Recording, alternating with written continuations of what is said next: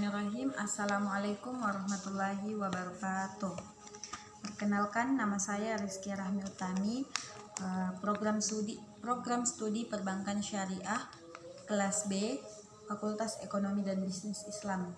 Baiklah, pada kesempatan hari ini kami diberi tugas oleh dosen kami, yaitu kami diberikan 4 soal, kemudian kami menjawabnya dalam bentuk video, kemudian kami unggah ke dalam channel YouTube.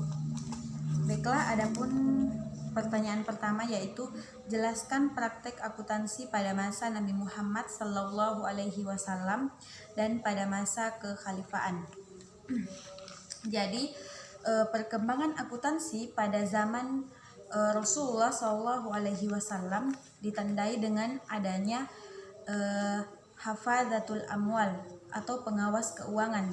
Nah, ini berfungsi untuk membersihkan muamalah maliyah keuangan dengan menekankan pada pencatatan keuangan. Pada masa Rasulullah ini, pencatatan dilakukan untuk mengetahui utang piutang serta perputaran uang seperti pengeluaran dan pemasukan. Selain itu, pencatatan dilakukan untuk menghitung harta keseluruhan yang kemudian akan dihitung kadar zakat yang harus dikeluarkan.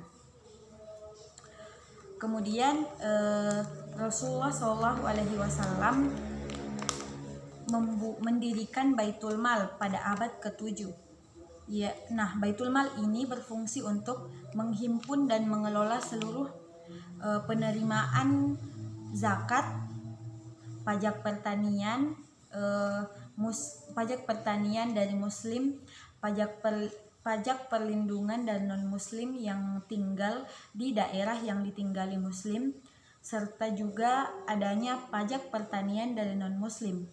Dengan adanya Baitul Mal, mendorong pemerintah membuat laporan keuangan dan melakukan pencatatan pada setiap transaksi seperti pengeluaran yang dibutuhkan untuk kepentingan negara. Oke.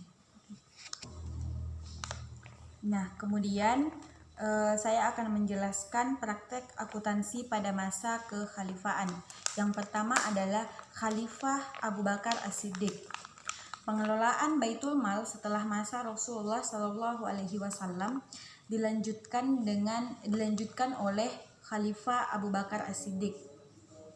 Beliau meneruskan sistem perindistribusian harta untuk rakyat seperti yang telah diterapkan oleh Rasulullah. Pada masa kekhalifahan Abu Bakar As-Siddiq, perhatiannya cukup besar terhadap keakuratan perhitungan zakat. Selain itu, prinsip kesamarataan dalam pendistribusian harta Baitul Mal membuat harta yang ada di Baitul Mal tidak pernah menumpuk dalam jangka waktu yang lama karena beliau langsung mendistribusikan kepada kaum muslimin. Nah, yang kedua adalah Khalifah Umar bin Khattab. Pada masa kekhalifahan Umar bin Khattab terjadi perubahan sistem, yaitu sistem administrasi yang cukup signifikan dengan didirikannya diwan, yaitu 14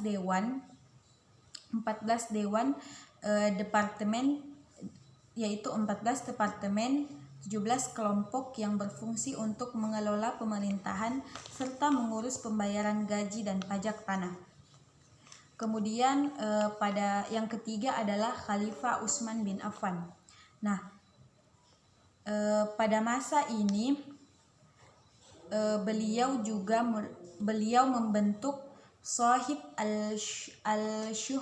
al-Syurta dan Mutasib yang memiliki tugas utama dalam mencegah pelanggaran dalam hukum sipil dan hukum agama, karena pada masa ini terjadi kesulitan dan terjadinya penyimpangan dari kebijakan pada masa kekhalifahan Umar bin Khattab. Yang keempat adalah Khalifah Ali bin Abi Thalib. Khalifah Ali pada masanya memiliki konsep tentang pemerintahan dan administrasi umum yang jelas. Hal tersebut ditandai dengan proses pencatatan dan pelaporan yang baik, sehingga terjadi surplus pada Baitul Mal.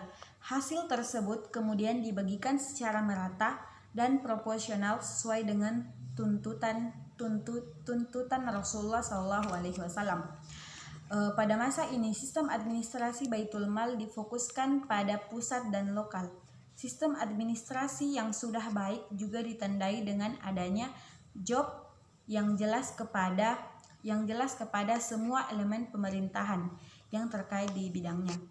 Pada masa ini juga Khalifah Ali bin Abi Thalib mengajukan permintaan untuk membentuk pengadaan bendahara kepada para pejabat pemerintahannya, di mana seperti yang kita ketahui tugas kebendaharaan identik dengan ilmu akuntansi. Baiklah, penjelasan nomor kedua adalah jelaskan keterkaitan antara buku karangan Luca Pacioli dengan peradaban Islam. Nah, sejak abad ke-8 bangsa Arab berlayar di sepanjang pantai Arabi dan India, singgah di Italia dan menjual barang dagangan yang mewah yang tidak diproduksi oleh Eropa.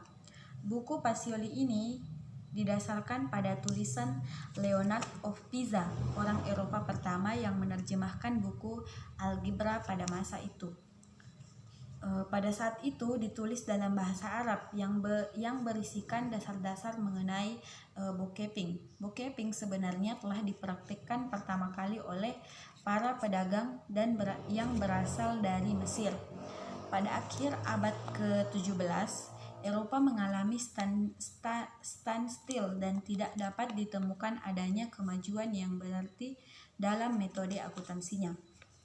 Nah, sejak zaman dulu istilah jurnal ini telah dikenal dan digunakan oleh kekhalifahan Islam dengan istilah jaridah, yaitu untuk mencatat keuangan. Double entry yang ditulis oleh Pacioli telah lama dipraktikkan dalam pemerintahan Islam. Dari runtutan penjelasan di atas, jelaslah bahwa akuntansi di dunia Islam telah berkembang dan dipraktikkan jauh sebelum terbitnya buku Summa de Arithmetica Geometrica. Proportioni et Proportionalita pada tahun 1494 Masehi, karya Lucas Pacioli yang oleh Barat diklaim sebagai bapak akuntansi modern. Dalam perkembangannya, klaim Barat tersebut ternyata banyak diragukan oleh para peneliti. Keraguan tersebut didasarkan pada pandangan yang mengatakan bahwa tempat tumbuhnya sistem pencatatan berpasangan masih diperdebatkan. Yang kedua adalah Pacioli menyebutkan dalam bukunya bahwa sistem pencatatan sudah ada sejak lama, tetapi dia tidak menyebutkan sejak kapan dan di mana sistem ini telah ada sejak lama. Yang ketiga yaitu dalam sejarah Islam lebih 1 abad sebelum terbitnya buku Pacioli ini di dunia Islam telah ada manuskrip yang ditulis pada tahun 1343 Masehi. Manuskrip ini adalah karya seorang penulis Muslim yang bernama Abdullah bin Muhammad bin Kia Al-Mazindaradi dan diberi judul Risalah Falakiyah Kitab Asyaqat. Beberapa kaidah dalam manuskrip tersebut yang berkaitan dengan praktek double entry adalah yang pertama adalah harus mencatat pemasukan di sebelah kanan dengan mencatat sumber-sumber pemasukan tersebut. Yang kedua adalah harus mencatat pengeluaran di sebelah kiri dan menjelaskan beberapa ahli sejarah Barat menyimpulkan bahwa masyarakat yang dimaksud oleh Pacioli dalam bukunya adalah masyarakat, bukan pemerintah Italia.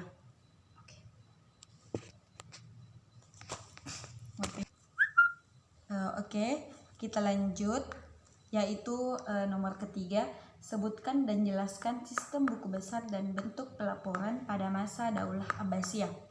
Nah, pada masa Daulah Abbasiyah ini, evolusi perkembangan pengelolaan buku akuntansi mencapai tingkat tertinggi pada Daulah Abbasiyah. Akuntansi diklasifikasikan pada beberapa spesialisasi, antara lain akuntansi peternakan, akuntansi pertanian, akuntansi bendahara, akuntansi konstruksi, akuntansi mata uang, dan pemeriksaan buku. Pada masa itu, sistem pembukuan telah menggunakan model buku besar yang meliputi yang pertama adalah Jaridah Al-Kharaj, yaitu merupakan pembukuan pemerintah terhadap piutang pada individu atas zakat tanah, hasil pertanian, serta hewan ternak yang belum dibayar dan cicilan yang telah dibayar. Piutang dicatat di satu kolom dan cicilan pembayaran di kolom yang lain. Jaridah An-Nafaqah atau jurnal pengeluaran merupakan pembukuan yang digunakan untuk mencatat pengeluaran negara.